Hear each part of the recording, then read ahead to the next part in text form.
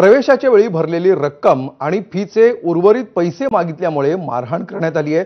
परभणीच्या पूर्णा तालुक्यात ही धक्कादायक घटना घडली आहे। संस्था चालकानं रागाच्या भरात पालकाला मारहाण केली आणि या मारहाणीमध्ये पालकाचा मृत्यू झालाय। संस्था चालकावर परभणीच्या पूर्णा पोलीस ठाण्यामध्ये गुन्हा दाखल झालाय।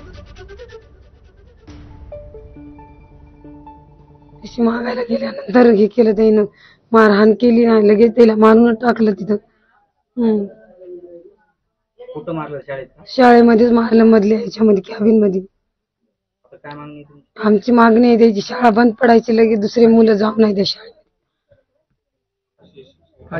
फाशीची शिक्षा द्यायला हो मारणार। गेट मध्ये त्यांना येऊ दिलं, मला येऊ दिलं नाही।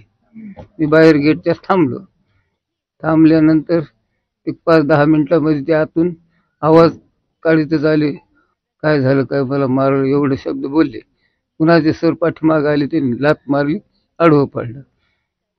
पाडल्यानंतर सर बोलले तुम्ही का सोबत? मी म्हणले हो सर, हे तुमची पद्धत आहे का? असं तसं माझ्या हाताला एक झटका मारला आणि पुन्हा परत गेले।